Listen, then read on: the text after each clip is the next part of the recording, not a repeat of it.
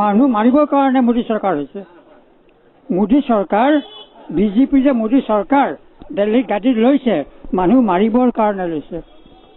BJP কথাটো বুজিছা? আৰু মোৰ কথাটো শুনা, কংগ্ৰেছ চৰকাৰৰ পৰা কি পাইছো? 37ত জন্ম লৈছো। বন্দে মাতৰম, জয় হিন্দ। আজি কিমান চন? 2014।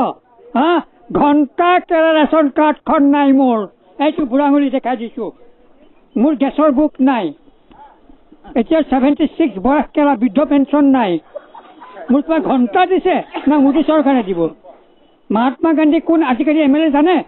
মহাত্মা গান্ধী কেতিয়া জন্ম হৈছে আজিকালি MLA জানে? মোৰ বাল জানে। কিয় নকব? মানুহ নহয়।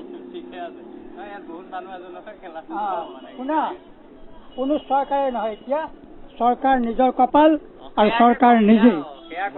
চৰকাৰ নিজেই শুনা, চৰকাৰ নিজেই বোলে হিন্দীত শুনা, হিন্দীত কয় অ দুষ্ট দুনিয়া মাইনে দেখা। ৰাষ্ট্ৰীয় গীতটো কি গাইছিলে? এই যে কাউন্সিলৰ জিলা পৰিষদ দিছে অ মোৰ চিকুনি দে, অ মোৰ অসমৰ দে। ৰাষ্ট্ৰীয় গীত what is the meaning of ৰাষ্ট্ৰীয় গীত? দেশ স্বাধীন, লাখ লাখ শ্বহীদ হৈছিলে। ইংৰেজৰ পৰা ইংৰেজক খেদি কংগ্ৰেছ চৰকাৰ হৈছিলে। কিন্তু সেই কংগ্ৰেছে আজি কি কৰিছে? কি কৰিছে? এতিয়া হ'ল মোদী। মোদীয়ে বাংলাদেশী খেদিব। মোক ভাল খেদিব বাংলাদেশী নাই।